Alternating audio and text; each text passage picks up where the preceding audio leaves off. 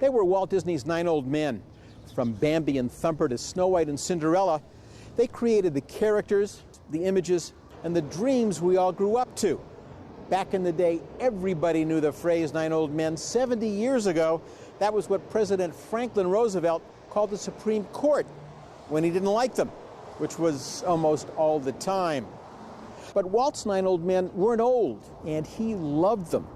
Together they invented the American art form, the animated feature.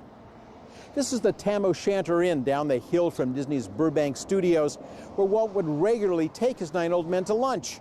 I hope he let them order anything they wanted, because their art and their genius have helped us all live happier ever after.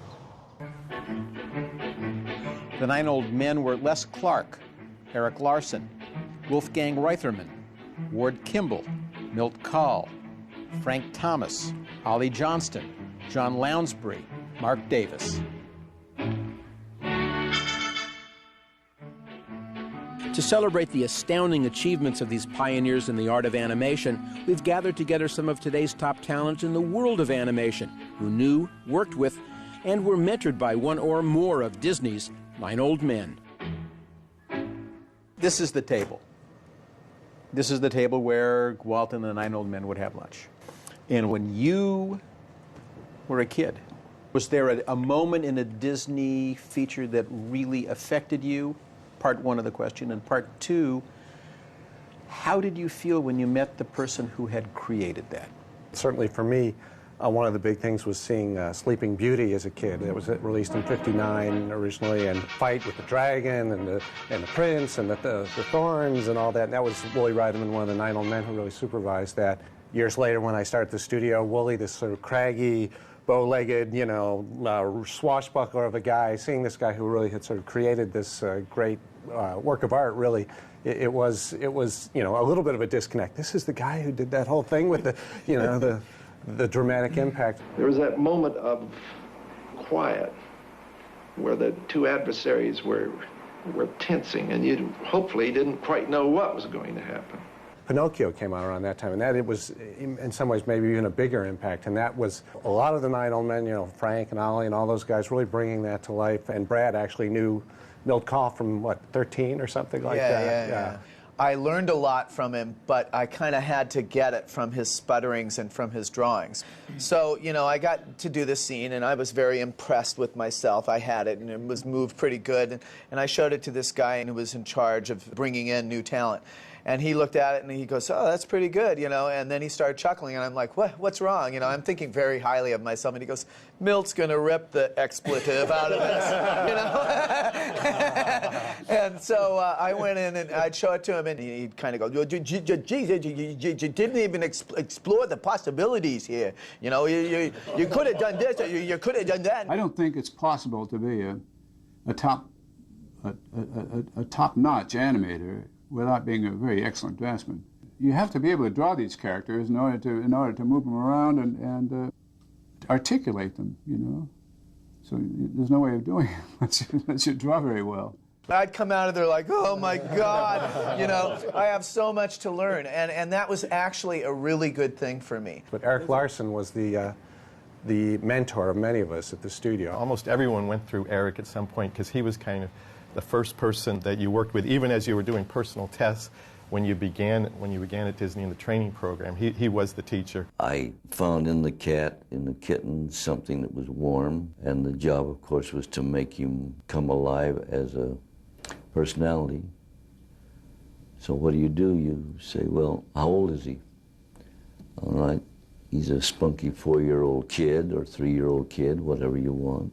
How will they react in given conditions and in certain situations? Actually, Cinderella was a film that was kind of very, very pivotal to me, as well as The Reluctant Dragon, which I remember going to a camp, Indian guide camp for a weekend, and there's a great scene where Robert Benchley gets lost in the studio, and it's, you know, behind the scenes.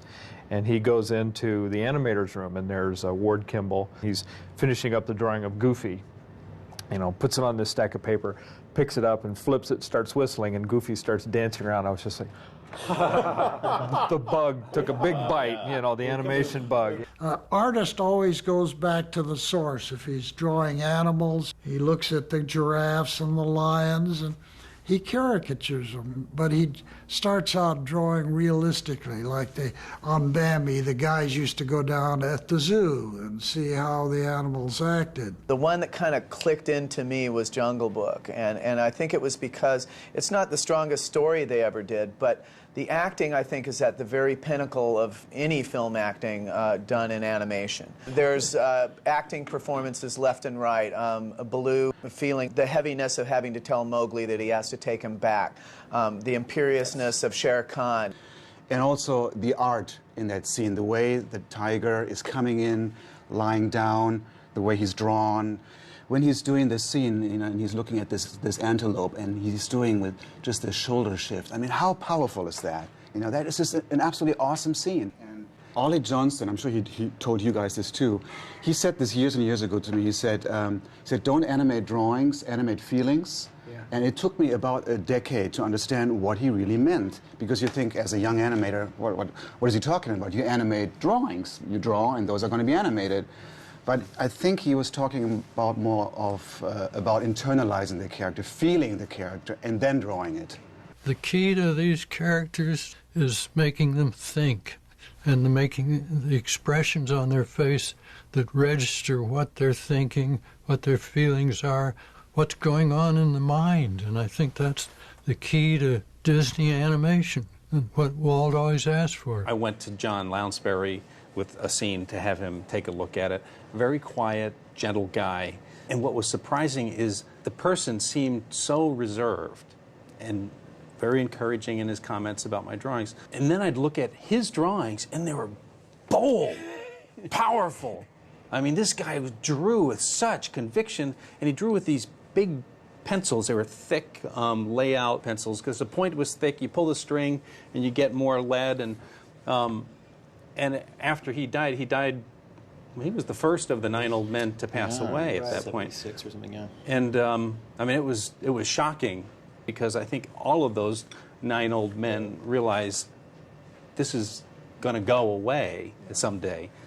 But anyway, I bought all the pencils I could of that. They don't make them anymore. I've got a whole stack of them in my drawer.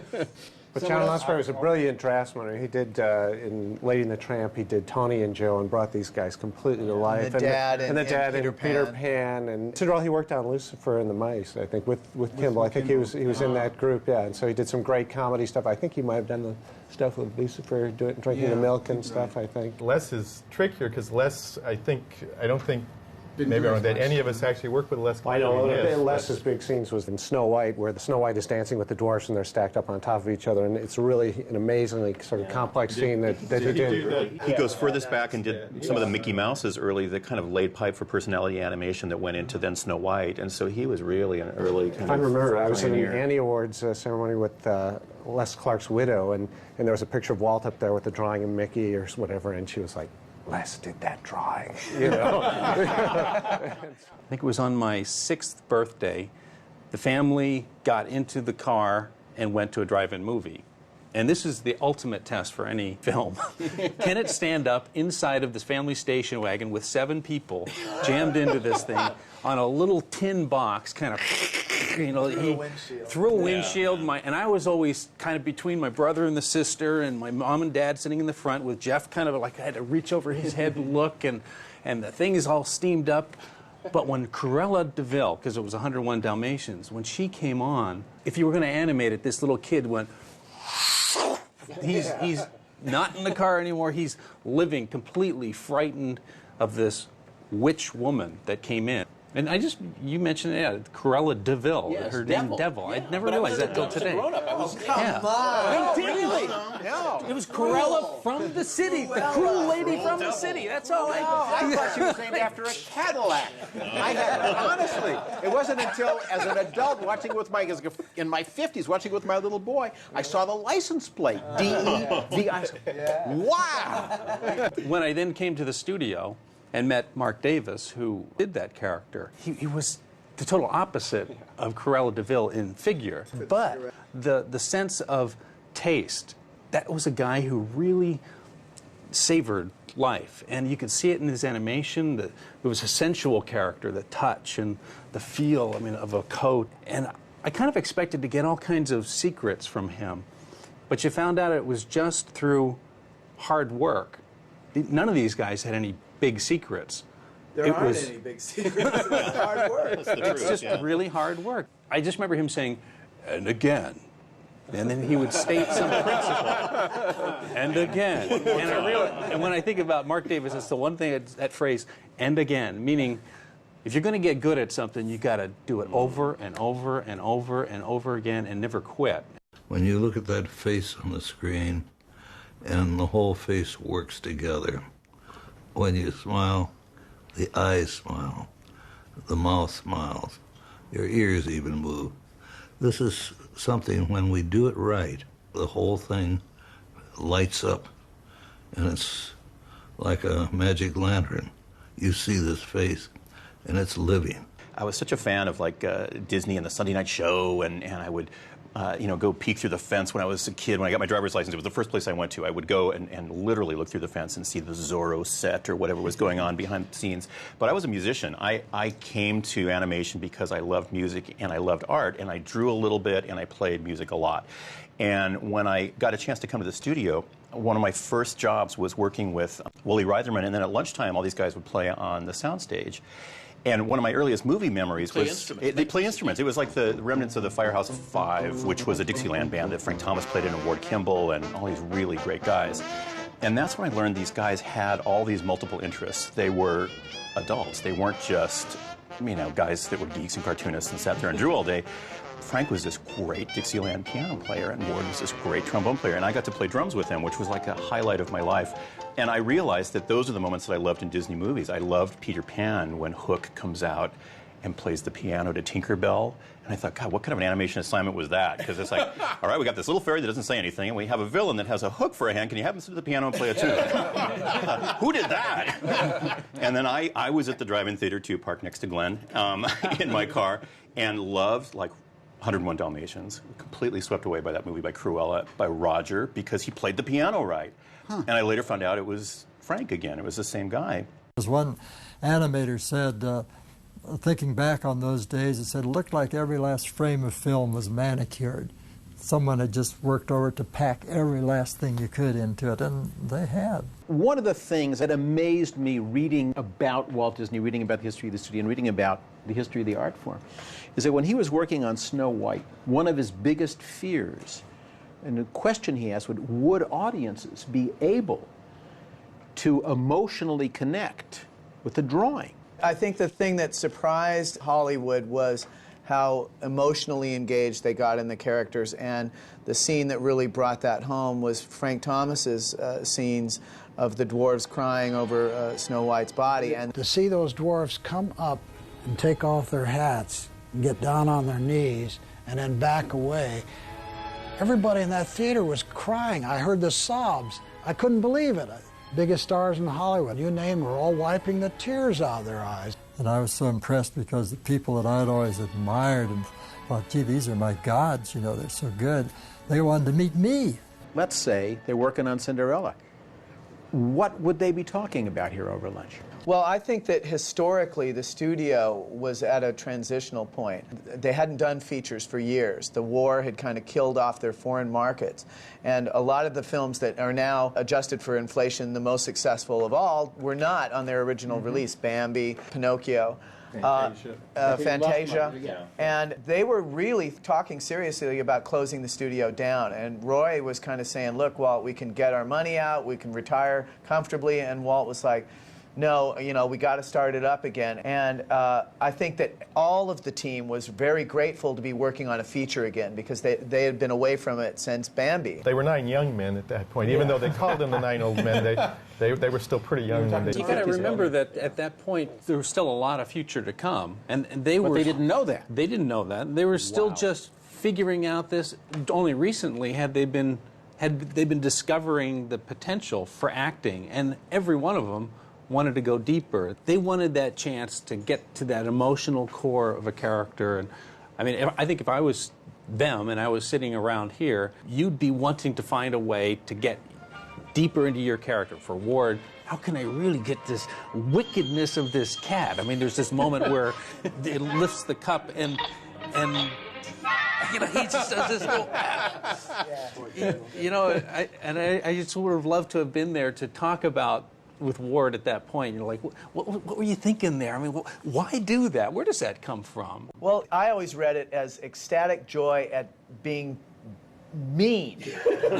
When he has to do any other function, the cat is very so kind of casual and blasé and lethargic. But anytime he has a chance to screw somebody up, he's like, yeah! I checked out a scene of Ward Kimball's animation on Cinderella, and it had some of his rough notes on the scene, and he had done the mice in the scene, and Cinderella was also in the scene. But the note to his assistants was, "The stooge enters here." The stooge was Cinderella.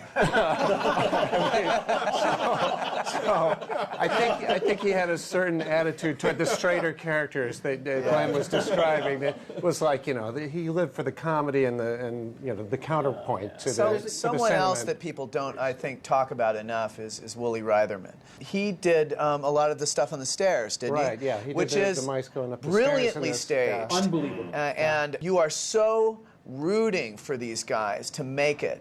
And the fact that they cut to these points of view where you see this endless staircase from the mice's point of view, it just makes it an incredible obstacle that has to be surmounted. And an audience just gets bent out of shape when they finally make it there and the cat covers them up. The audience goes, ah! You know, because they so want it. So when it finally gets delivered to them, it is the most satisfying thing. Especially the stepmother. I mean, Frank's stepmother is just something else. You have a character who doesn't move very much, but she is so psychologically strong, you know, and powerful and cruel to Cinderella that I was at a point thinking, Cinderella, run away. Cinderella was being handled as a real girl. The stepsisters as cartoon real girls.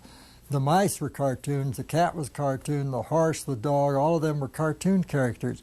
But the thing that made the picture work was the stepmother. She was the force through the whole thing. She had to be believable. She had to look real to the audience, even though she was far from real. And she had to match in drawing Cinderella and the stepsisters. If you were talking to the 9 old men, what would you say to them, and what would they say to you? I'd say, do get better. to work. Yeah, really. I think they would be taskmasters, and some tougher than others. But I think they always held things to such a high standard. And even as we made films, they were always supportive, but never, I would say, like, yeah, you've done it. The way things get to be really good is to be really critical and always keep pushing them to be as good as they possibly can be. And if you start thinking, yeah, we got it, I mean, you're in big trouble. It was like, you know, we did some amazing things back there, and you should do better than we did, and you absolutely... That's exactly what Walt said to them. He was very sparing. They were just repeating with it. When we finished Lion King, we had Frank and Ollie came to the El Capitan, and we sat them in the front row, and we said, oh, they were going to love this. It's going to be fantastic. And they did, but they had that little aura of, I have a few notes. You know, there's a few things I could do. And I love that about them because they were never satisfied. And I think that's like... Well, they weren't satisfied with their own work. Why would they be satisfied with ours? But they were always encouraging, you know. And Wooly Reitherman wrote in my book, he said, Andreas, take animation a step further. And I'm going like, my gosh, more than what you guys have done? No pressure there. At all, you know. But then you realize, if I just make it personal, it'll be at least different. It probably won't be as good, but maybe it'll be a little different. And they never lost their enthusiasm. Over the years that I've gotten to know them, they were just, even though they weren't doing it themselves, they were always enthusiastic about what we were doing. Frank and Ollie were just, you know, for me, it's like being an actor and getting to talk to Brando. I took the Incredibles story reels over to their place, and physically they're in their 90s now and can't move around a lot, so I would take stuff to them and you know, go ahead, lay into me, guys, you know. But you know, right up to the very end, I was wanting to hear what they had to say. Eric used to say, in one word, the Disney films had sincerity. There wasn't a cynicism about them. And that manifests itself in a lot of ways. It was an expression of acting or storytelling or whatever, but there was always this sense of honesty about the films. They had huge interest too. I mean, that's the thing. Like going back to Woolley, he was a fighter pilot and decorated by the Air Force. And Mark Davis collected New Guinea artwork and had this huge collection. So they were these sophisticated guys. Eric was interested in architecture, and I think the fact that the Depression happened and Walt kind of pulled them all together was really this amazing moment in history that all these guys came together, and they weren't just these kind of hobbyists that drew things on the back of their notebooks and stuff. They were men, sophisticated people who had world interests, and they brought all that to their work, and I think that's why their work is so lasting. Well, I think one of the key things too that they taught me is to not look at other animation. They said you can learn a few things from that. They said, but what's more important is to take from your life, either take from books that you've read, something outside the art form, and make your own observations and bring them to the art form, because then the art form's always growing. And they brought from their lives, so if we follow that example and bring from our lives, the art form's going to continue to expand. Well, I think it's no question for all of us that we wouldn't be sitting at this table at the beautiful Tam O'Shanter without these 9 guys that kind of inspired all of us, and more importantly, inspired our audience. They never talked down to the audience. They adored the audience and had this great way of communicating with them, and the audience loved them, and we're all here because of them. So to the 9 old men. The 9 old men. The 9 old men. Cheers. Cheers.